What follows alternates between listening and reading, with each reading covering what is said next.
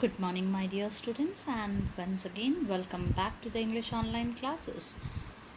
In the last video, we people have started a new chapter from your supplementary reader, that is The Summer of the Beautiful White Horse by William Saroyan, and a very beautiful chapter which renders a simple message about our self conscience, a great well wisher of ours.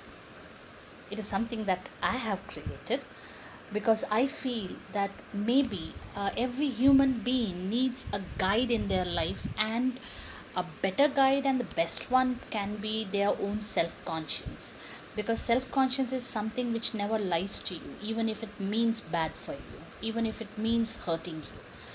So here also that self conscience is there, which we people will be talking about. Now, what the story we people have come across till now, let's just have a quick recall of it, and then we will continue with the rest of the part which we want to take for today's video. In this chapter, in the beginning, as I have told you people, that this is the story about two boys. One is around some 9 years old and another one some 13 years old. They both are cousins. The 9-year-old one, his name is Aram, and the 13-year-old boy, his name is Murad. And these two boys, they belong to a tribe called as Armenian tribe and a family called as Garoglanian family. The worst part of this is that this tribe is very poor. It is so poor that even the elderly people of the tribe also is also surprised at how their bellies get filled up, how they are able to manage the meals, because they are very poverty stricken. But the best part of this is that this tribe is very well known for its honesty and trust. Means they will die out of starvation, but they will never ever steal or deceive or take advantage of anyone else. Under such circumstances, when I have portrayed the Garoglanian family or the Armenian tribe in this way, it so happened that one morning, means this is a incident which has been recalled by this Aram when he was 9 years old. He says that it was a time period when a child's life is full of imagination, fairy tales, all kind of goody goody happenings and all those things. At that particular moment, one fine morning, early morning, there was a tap on the window, and when he looked outside, he got the shock of his life, because he found his cousin brother Murad sitting on the back of a very beautiful white horse. Why he was shocked? Reasons are there. First reason, seeing the white horse, means seeing the horse. That horse itself was a shock for him. It was a sweet surprise for him. Second thing, how come Murad got a horse? When they belong to a tribe which finds it very difficult to fill the stomach, how come Murad got the horse? And he knew that Murad was considered as a crazy fellow in the entire tribe. Means he had said in one of the part in the textbook, in the very second page on the top paragraph, you can see that about Murad it has been said that any person who had fallen to this planet to live, Murad is the only one who enjoys every moment of that living. That kind of a person Murad is. And obviously, because he is having that kind of strategy and that kind of you can say the theory of life, people considered him crazy. Now, under this thing, he reached near the window of Aram with a white horse. So he was surprised, and on top of that, Murad invited him. He said that, you want to have a horse ride? Come out. And then when this all things was going on, as I told you about the Garoglanian family, further there was a lot of things going on inside the head of this 9-year-old Aram. One place, he could not overlook the beauty of the horse. He had a hardcore desire to ride a horse. It was a longing, it was a kind of a lust, you can say, that he had for horse riding, that kind of an attraction and inclination. And then at that particular moment, it was hard for him to believe that one of the member Murad is also the member of the Garoglanian family, na, could ever steal a horse? So he thought of asking him because he can't believe that a Garoglanian member, a person of a Garoglanian family or the Armenian tribe could ever steal. So he asked him, Murad, from where you got the horse? So instead of giving answer to Adam, what Murad said, you want to ride or not? If you want to ride, come on, jump out of the window and come fast. So one thing was confirmed. When he didn't give the proper or straightforward answer to him, one thing Adam was confirmed that yeah, the horse is a stolen one. But that was not the only question rising up in his mind. The thing was that Murad knew that Adam loves horse riding. He is passionate about it. So Murad, he had disclosed this stealing only it can be stealing by coming to him and asking him or inviting him to ride. Rest choice is Adam's. And then this thing is the last para which we did yesterday. In that last paragraph, basically I will just do it once again because I want to talk about one particular thing that was there in the mind of this innocent two children. So let's continue with it. It's from this particular part, that is last para of the very second page of your textbook. Well, it seemed to me stealing a horse for a ride was not the same thing as stealing something else, such as money. For all I knew, maybe it wasn't stealing at all. If you were crazy about horses the way my cousin Murad and I were, it wasn't stealing. It wouldn't become stealing until we offered to sell the horse, which of course I knew we would never do. So, see the innocent explanation of these two, especially Aaron. What is stealing? Okay, what is stealing according to you? Stealing means taking someone's thing without his or her knowledge, right? But for these two people, the stealing definition is totally different according to their own convenience. First, they considered stealing a horse for a ride is not stealing. Okay, the first point. Because according to them, stealing means only stealing of money.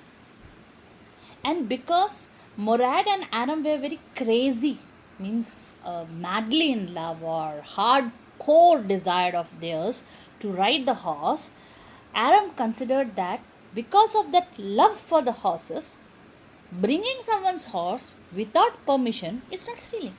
And moreover, the biggest thing, according to them, stealing is what? When you take someone's thing and sell it off to somebody else, that is stealing. And they knew it very well, at least he knew it very well that they will never ever sell the horse. So, it's not stealing. It's like borrowing, but without permission. Let me put on some clothes, I said. All right, he said, but hurry. I leaped into my clothes. I jumped down to the yard from the window and leaped up onto the horse behind my cousin Murad. That year, we lived at the edge of town on Walnut Avenue. Behind our house was the Kotia country, vineyards, orchards, irrigation ditches, and country roads. In less than 3 minutes, we were on Olive Avenue, and then the horse began to trot. The air was new and lovely to breathe. The feel of the horse running was wonderful. My cousin Murad, who was considered one of the craziest members of our family, began to sing. He began to roar. Okay. After giving a kind of a justified answer to himself, Adam decided he will go for the ride. And then he said to Murad, let me put on some clothes.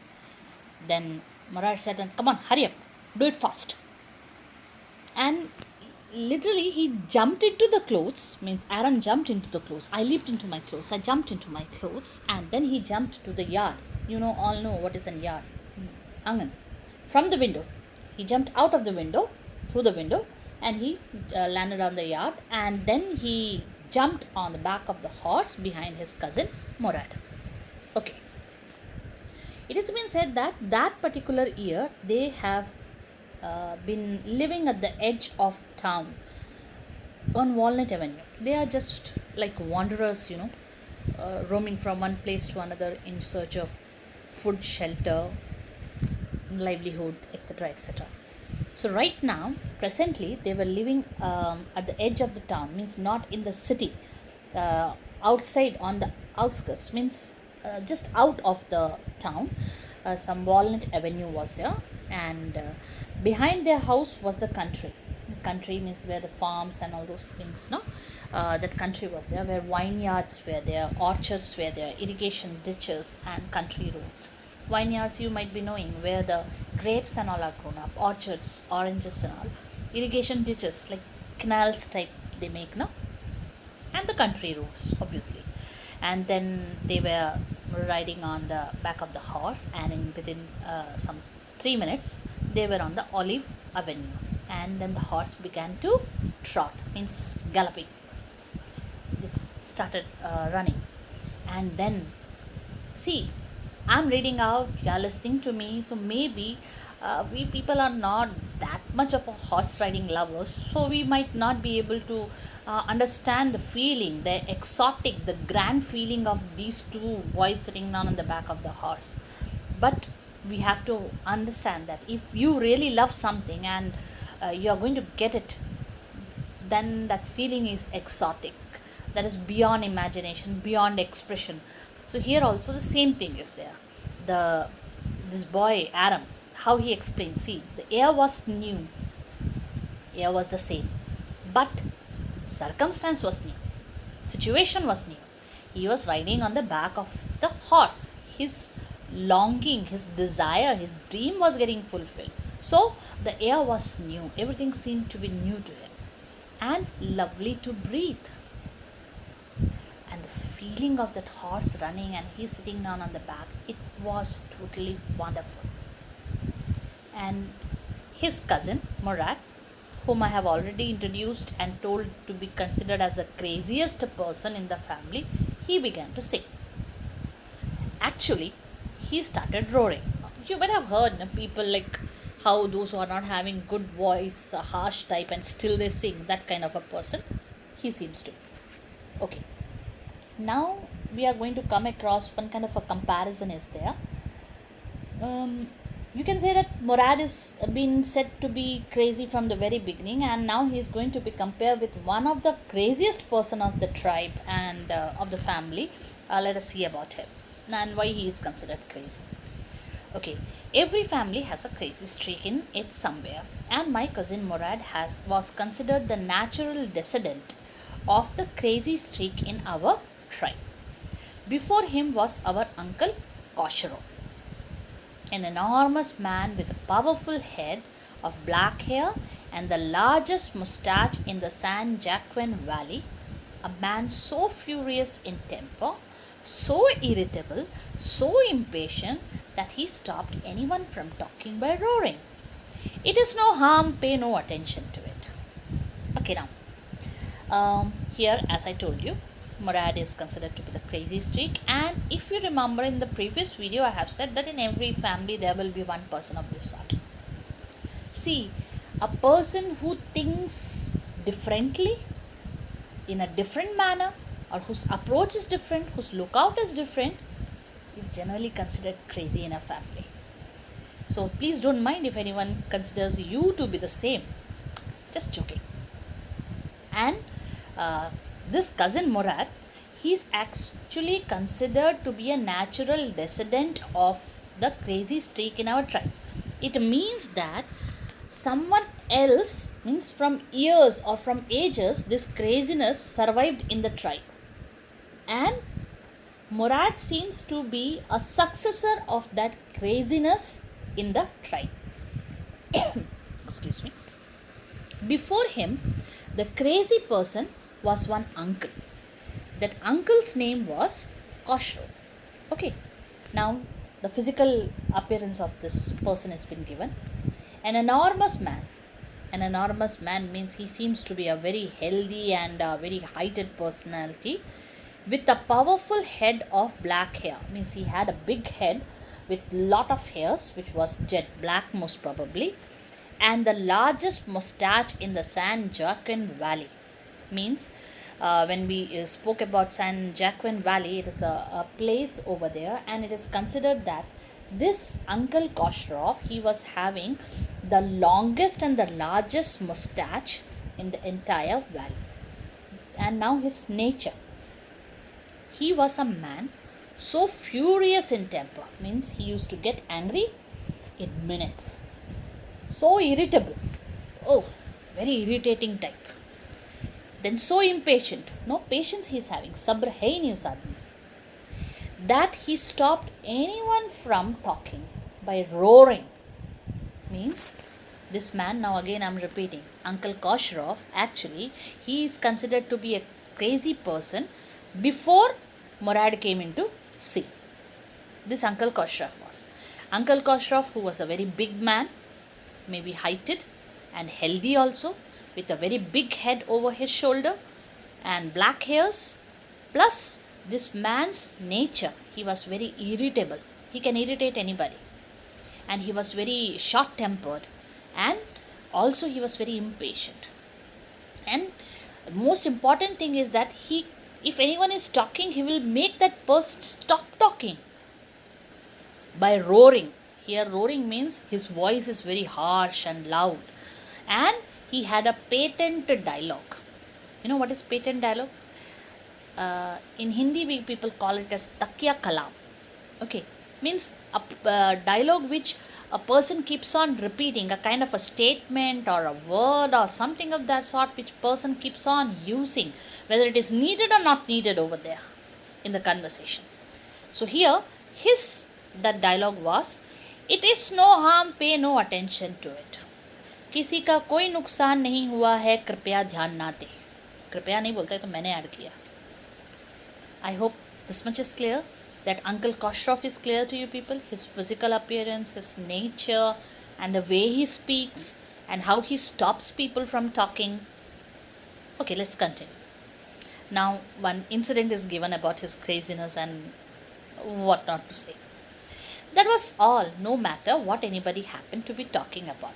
Once, it was his own son Eric, running 8 blocks to the barber's shop where his father was having his mustache trimmed, to tell him their house was on fire. This man Koshrov sat up in the chair and roared, "It is no harm, pay no attention to it." The barber said, "But the boy says your house is on fire." So Koshrov roared, "Enough, it is no harm, I say." So you can see, this was the kind of a man he was. Let me just explain this incident to you people. Now, as Aram said that Murad has taken over after Uncle Koshrov in craziness. Uncle Koshrov, he got the habit of stopping people from talking by roaring. And what he roars? "It is no harm, pay no attention to it." He will say loud in his harsh voice. One day, it so happened, his own son, means Uncle Koshrov's son, Eric, he came running to him. Where Uncle Koshrov was? He was in a barber shop, some 8 houses away. Okay, 8 blocks, 8 buildings. And there he had gone to trim his beautiful mustache. Mustache, the long one, mustache, yeah. And Eric reached there and he said to his father, "Father, father, our house is set on fire. हमारा घर जल रहा है, आग लग गई." And you know what this man said? This man Koshrov, he sat up on the chair and as usual he roared and he said, "It is no harm, pay no attention to it. कोई नुकसान नहीं हुआ है, ध्यान मत दीजिए." The barber was shocked and he said, "Sir, your son is talking about your house on fire. Your house on fire." But Uncle Koshrov, he again roared and he said, "Enough. It is no harm, I say. कोई नुकसान नहीं हुआ, मैं बोल रहा हूँ." That kind of a crazy person he was. His own house was set on fire, and he said that, don't worry, pay no attention, no harm done. My cousin Murad was considered the natural descendant of this man, although Murad's father was Zorab, who was practical and nothing else. That's how it was in our tribe. A man could be the father of his son's flesh, but that did not mean that he was also the father of his spirit. The distribution of the various kinds of spirit of our tribe had been from the beginning capricious and vagrant. Okay, now this kind of craziness Murad has taken over.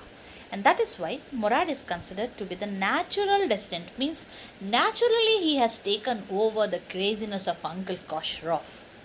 Though Murad's father Zorab is a very logical and practical minded person. But then Aram says that this is how it is in our tribe. A person, a man, could be the father of his son's flesh. Means he can give birth to that child. He can say that he is my son. But nature wise or behavior wise, no guarantee. Spiritually, he will be like his father or not? No chance. And Aram says that the distribution of various kinds of spirits in our tribe, spirit here means the soul of this nature, this had from the very beginning had been very strange, capricious, very strange and vagrant.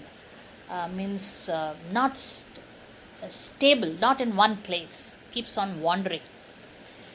So my dear students, I'll take a halt over here and we can continue with the writing process of Murad and Aram and how they enjoy in our next video. Till then, goodbye and take care.